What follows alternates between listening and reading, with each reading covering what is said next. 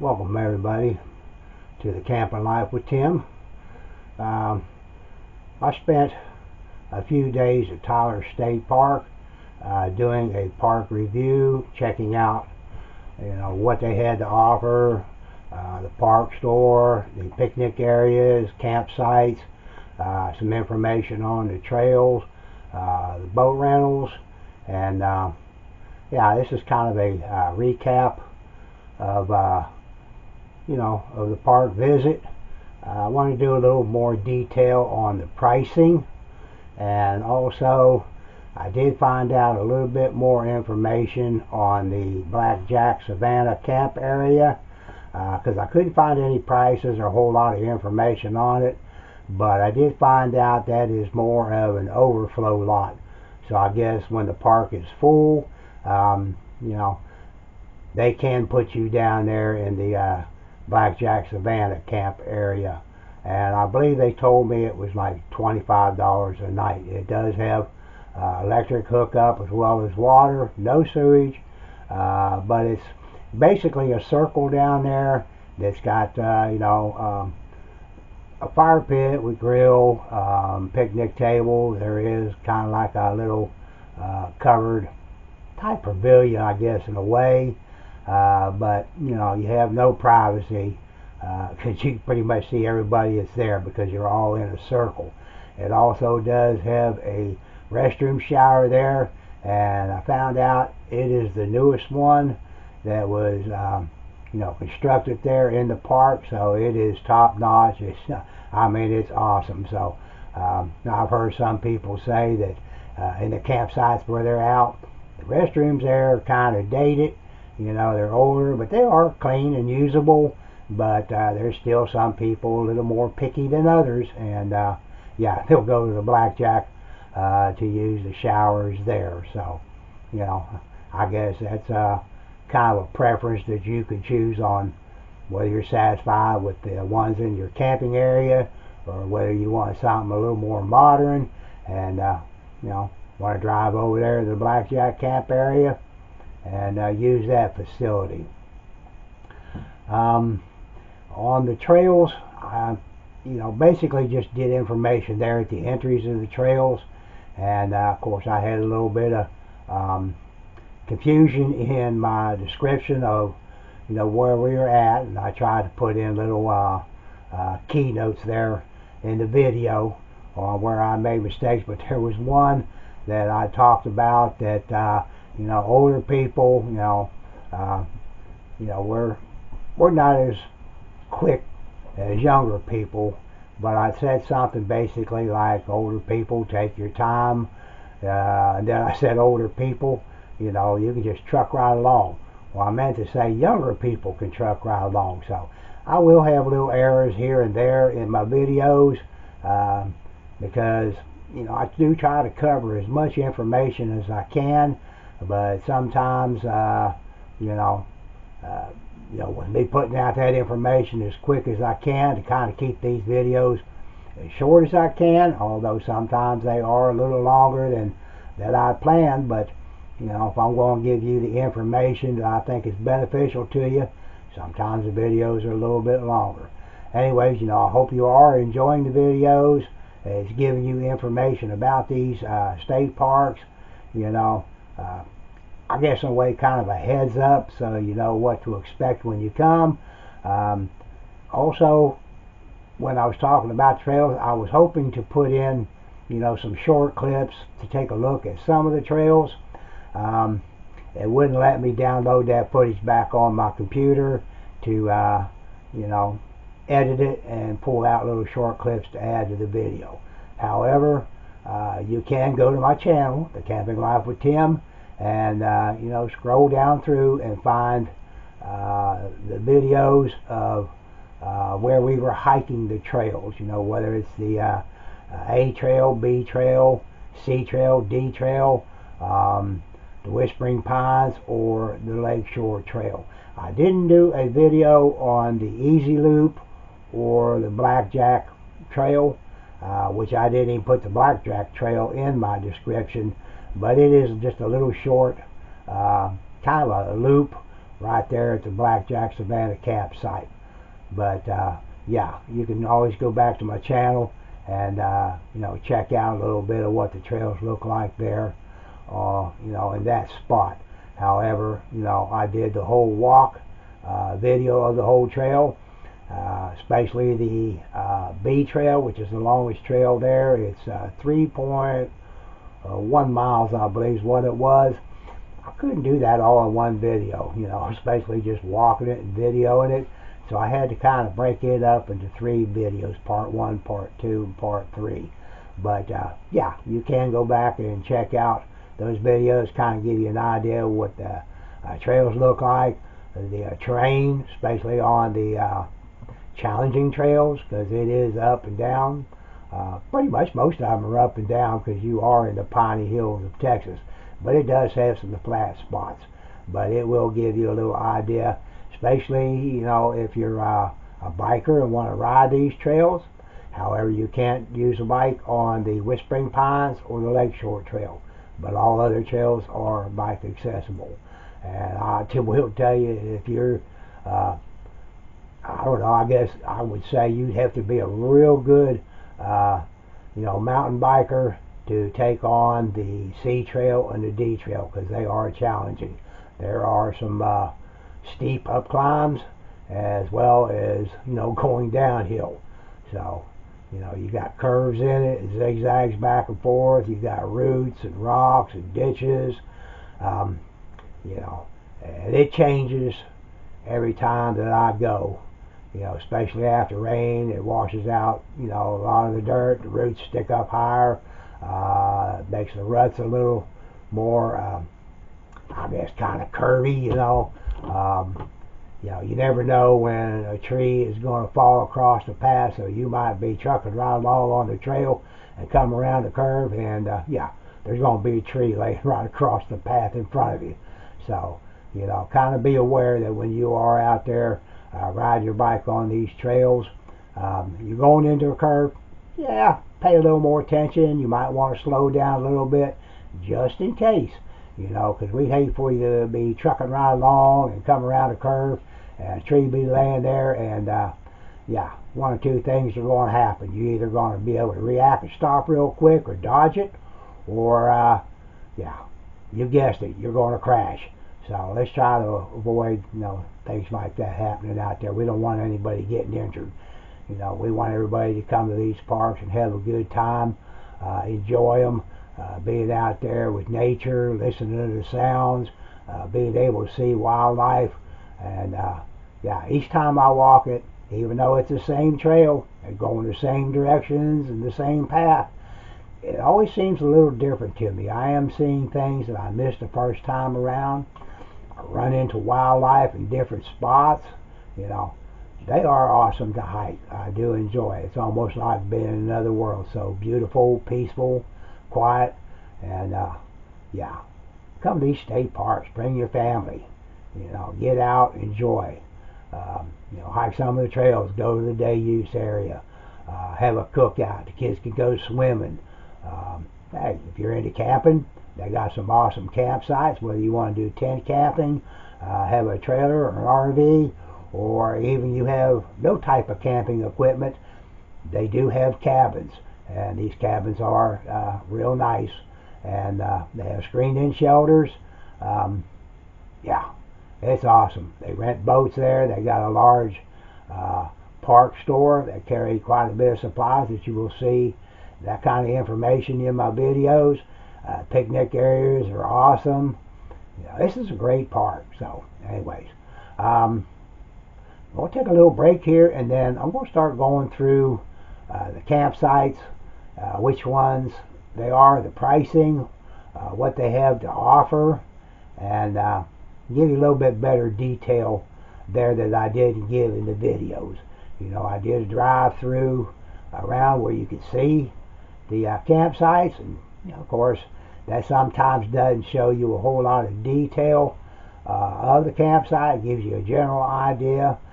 You can pretty much see that whether the pads that you're going to be parking your trailer or camper on are level or not so level. And then, a lot of the tent camping areas, some of them have tent pads in there, which they all look like they're in good condition, pretty level. Yeah, I'm just going to go through some of that information with you, and might give you a better idea of what you want to get, whether it's tent camping, RV camping, a cabin, a screened-in shelter. So I'll be right back. I do want to touch base on one more thing that it took me a while to find out this information. I haven't been putting in any of my videos, but I've been having questions. What Civilian Conservation Corps, the CCC, was involved in building Tyler State Park, and it was Company 2888. And they were involved in building the state park between 1935 and 1941. Their work there on building the buildings, the dam, the trails, all their little creative designs, such as the waterfall up there on the Whispering Pine Trail. They built a bridge.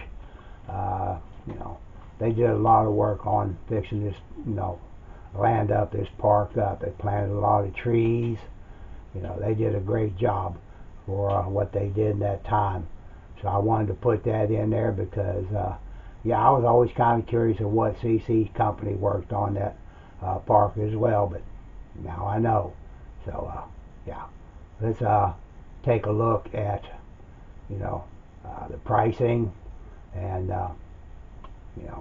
it'll give you an idea of what your cost is going to be, what, you're going to get, and, it'll help you out. Alright, let's go over some information here on the campsites. When you come into the park, of course, you'll come through there at the headquarters to check in, and the park fee is $6 a person for 13 and older. Anyone under 13, they get in free. Also, you can get a park pass.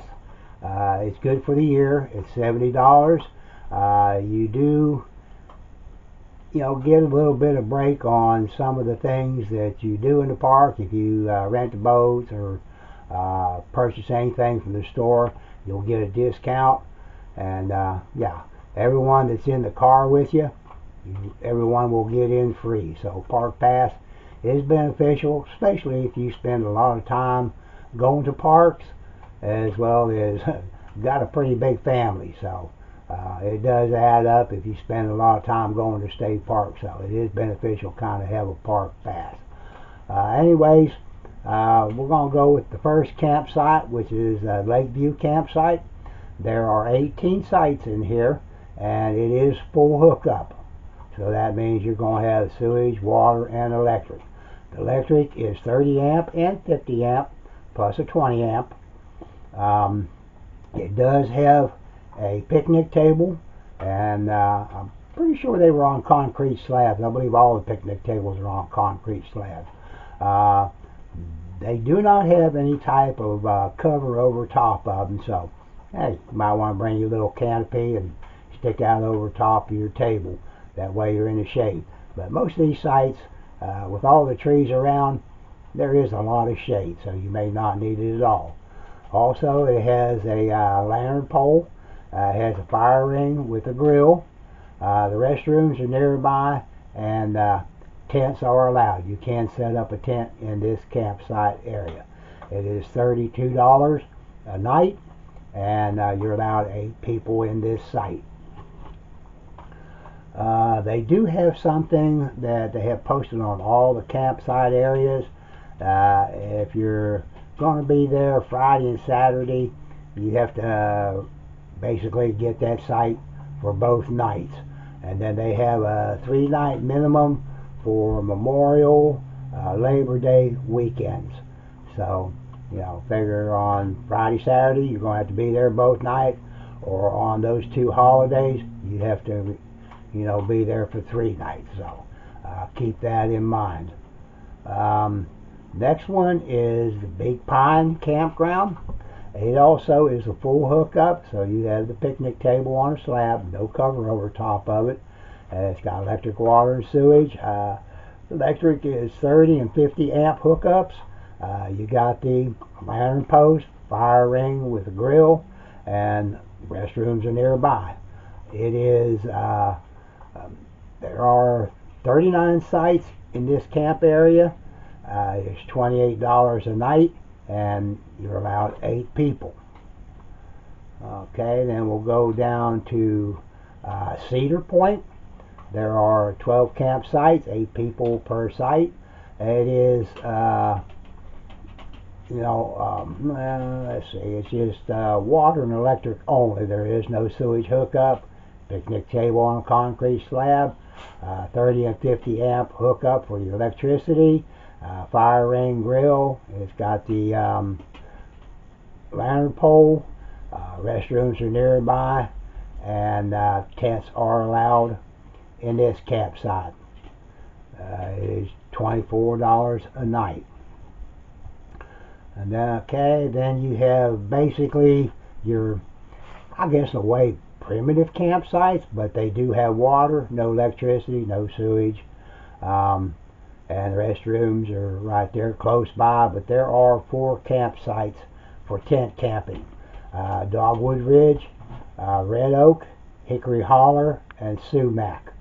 You are allowed 8 people. There are 30 sites. It does have a picnic table, tent pad, and yeah, it's $18 a night for that.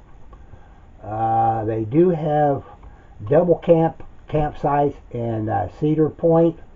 Number of sites, there are 2 sites. It has water hookup, 30 amp electric or 50 amp electric. It is $48 a night.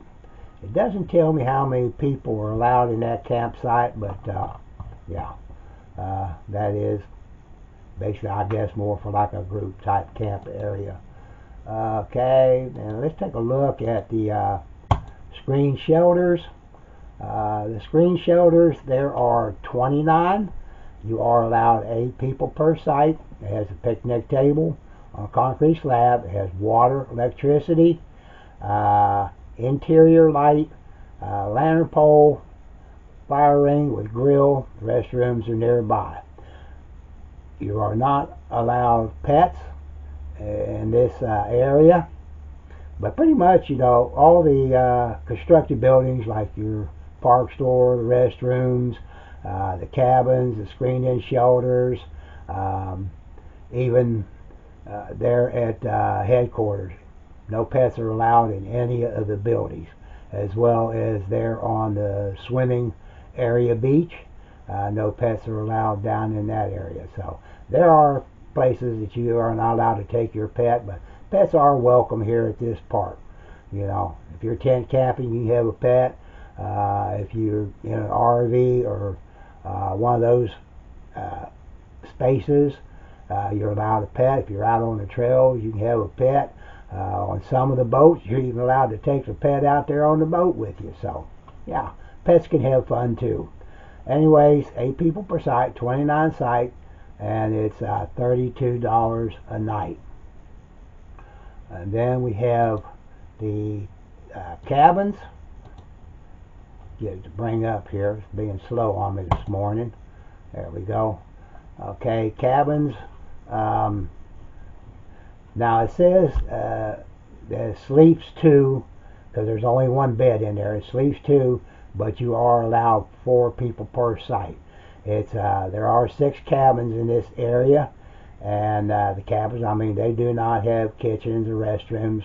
The restrooms are nearby, but allowed 2 people per night, and if you add the 2 more to where you have the 4, it's $4 per night extra for each person. The cabins do have AC and heat.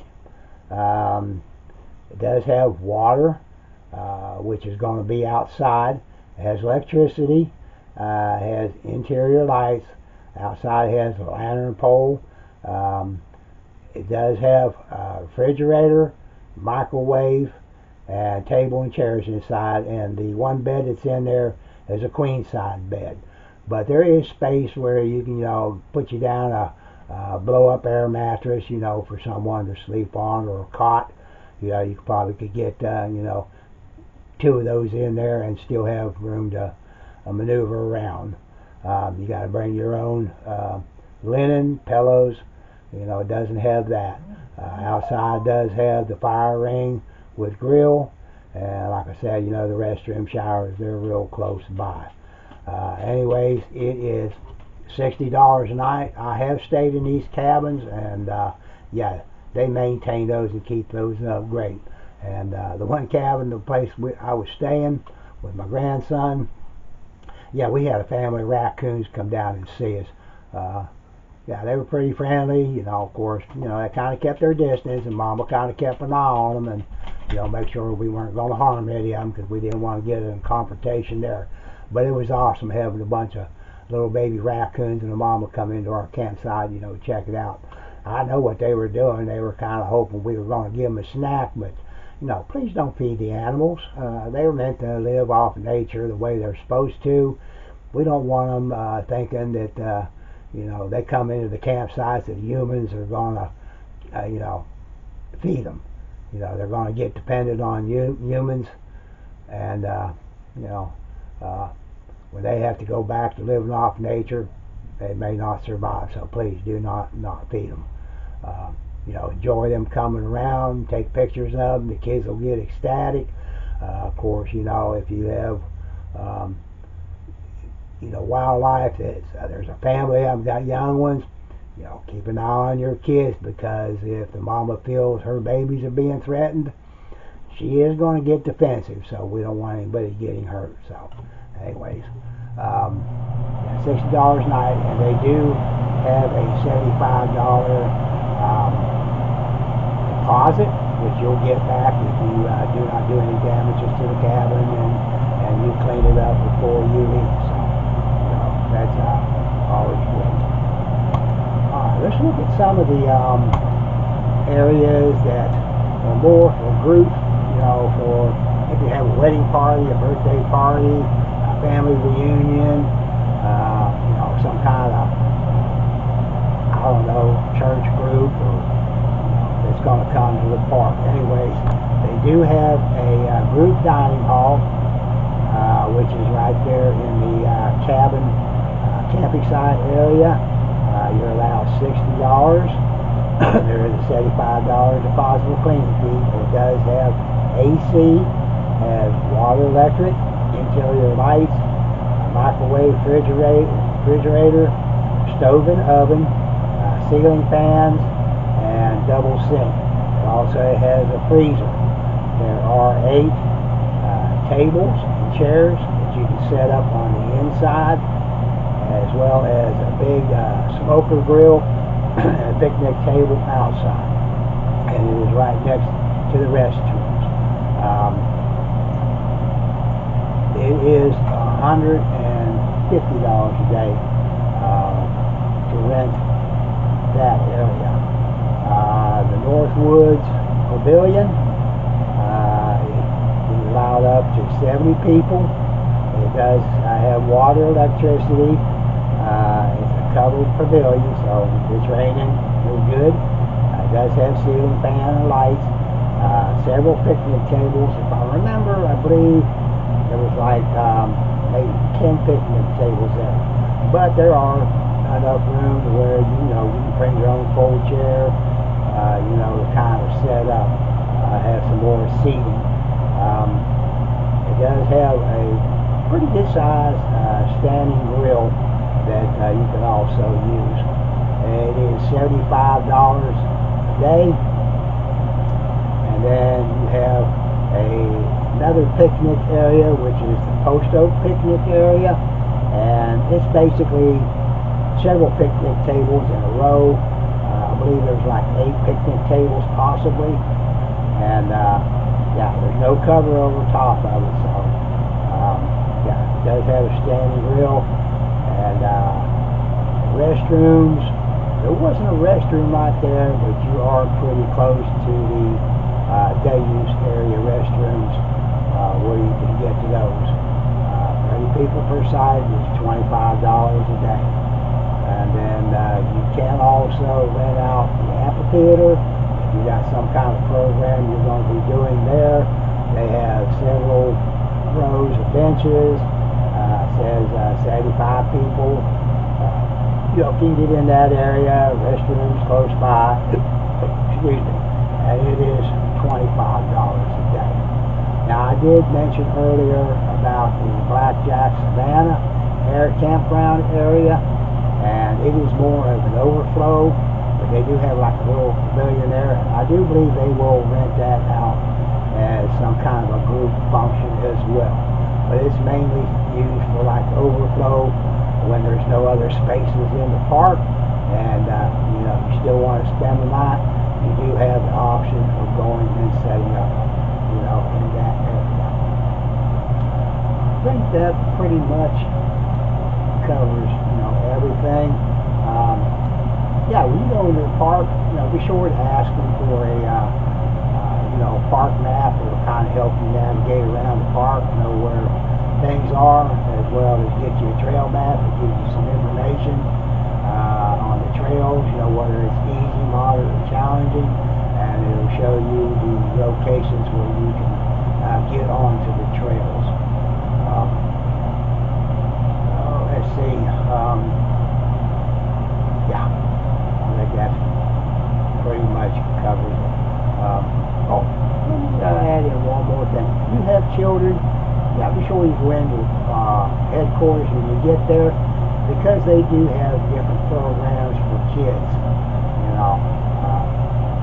Might be something that they would enjoy and have fun, while they're there at the park. Ask them about their youth programs they have for children.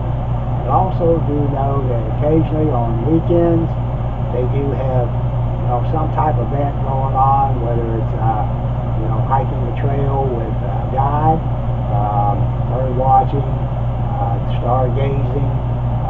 They even have seen where they have had like a night hike on one of the trails with one of the park guides there. So check ahead when you're coming, and it's on the weekend. Ask them if they have any type of events going on that you might want to get involved in or go on. Anyways, I think this is going to wrap all these videos up. If you haven't seen any of the videos on my review of the park, there are 5 videos out. This was the 6th one, kind of a recap. So be sure to check them out.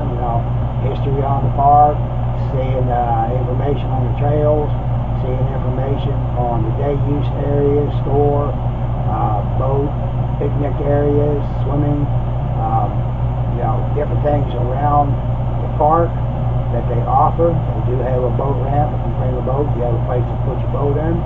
There is a lot of places to go fishing. They have just one fishing pier, but there are a lot of other places around the Lakeshore Trail that you can go fishing. No fishing license is required at the park, and I'm not too sure, but I don't believe you have to have one if you're out there on the water. I may be wrong, but there are some parks that you do not have to have it out there on the water as well as on the shore, but there are some parks that require, if you're out there on the water, you do have to have a fishing license. So check on that if you go fishing. Check out all these videos. Check out some other videos at other parks. I'm fixing to go to Purvis Creek Park and do a park review there. Get a little bit more information. It's a lot smaller park. But it is a cool place. So keep an eye out for that video. And when you go to my channel, Camping Life with Tim, hit that subscribe button, become a fan and follower. I like to see more people join my channel. Lets me know that you are enjoying my videos, and you like what I'm doing. Share it with others. I'd love for them to come and enjoy my videos. leave us a comment. Maybe you've been to one of these parks and you camp or you spent the day there. Tell me your experience. Your likes, dislikes about the park. I know that some of the parks, there are some things that, I think they could make a little bit better, or they need, but overall, parks are great. Anyways, smash that like button for me. Being 74 years old, getting out here and camping and hiking some of these trails, occasionally challenging trails, it's a workout for me. But smash that like button for me. It lets me know that I'm doing all right for an old man getting out here and doing what I do. Excuse me. Anyways, who knows? Maybe I'll see you out there at one of these parks and out hiking the trail. Until then, see you at the next park.